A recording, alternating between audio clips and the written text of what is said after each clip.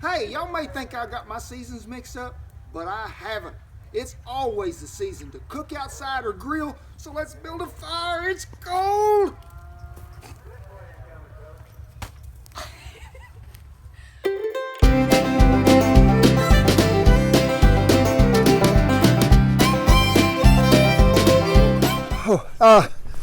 Hope you folks didn't mind. I had to change in to get into some of them real cooking clothes. Shannon was throwing snowballs at me before I got back in the house. Them things hurt when they got ice in them, I'll promise you. But let's talk about a few grilling tips in cold weather. You want to? I mean, grilling is for all seasons, but let's do it in the winter. Fire actually feels better, I guarantee you, in the wintertime than it does in the summertime. We're going to preheat that grill longer in the wintertime than we are in the summertime. If you got one of them little dials, you just keep an eye on it, but we need to get up here about 400 degrees because we want to get that thing hot before we start. And remember, it's going to have a longer cooking time this time of year than it is anything else. We're going to need a hotter fire when we're going to grilling in here. I'm going to get them coals a whole lot closer to that meat, but I'm using a good hardwood, I promise you. Now, you folks out there with a gas controlled propane stove, you're not going to have as much trouble as we are with a live fire.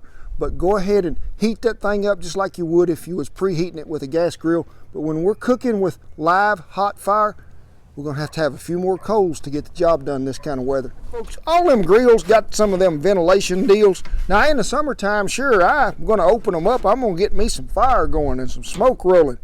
Now I'm going to leave this one open just a little till I get them coals good and hot, or if I build a fire in there. But then I'm going to choke it down to nearly nothing. And I'm going to shut this one because that cold air is circulating through there. Say you've got a 15-mile-an-hour breeze and it's 9 degrees. I don't know what the wind chill is, but it sure is hampering your meat cooking in this box, so watch them vents. Now, every once in a while I lose something, but I don't lose it for long. Frank, the bird dog here, can find anything in the world. You just point it out to him and say, Frank, I need this. He'll eventually bring it to you. Like, I needed him to pee on that fence, so he's doing a good job. All right, most of them grills you got, they got a lid, but hey, I can remember when I had a grill didn't have a lid and I was trying to save me some of that heat. I'd get a dish pan, wash tub, but something I like to do if I'm cooking a piece of meat in cold weather, I'll preheat this skillet a little. I'll turn it upside down, that I am getting some of that radiant heat as it goes back and forth. So if you ain't got a lid, you may have to fabricate you one, but remember when you get through, it may have got so hot you may have to re-season that deal a little. Hey folks, you know we're talking about grilling in cold weather, but let me tell you something. We cook all year round in them Dutch ovens, so it ain't just for grilling in cold weather. So folks, we're going to talk about cooking something in a Dutch oven in the cold. First thing I'm going to do, folks, I'm going to get this ground ready to go. I'm going to scrape off some of this stuff, get it out of the way. Any stove or anything you got, try to keep it about half level because that's going to make a difference when we put that trivet back out there and start. Folks, got us a shovel full of good hardwood coals we're going to put out here, and then we're going to get us another, and we're going to spread this out on this old ground because we got to let that warm. So you'll make sure you spread them out enough here that we're drying out the ground that we're actually cooking on. So letting that ground warm and even heat a little, because if you start and you just put your trivet out there and you go get you some coals and you put around here on this old cold wet ground, you ain't cooking nothing. They're going to be gone here pretty quick. That cold, wet ground is zapping all that heat out of them coals, I promise.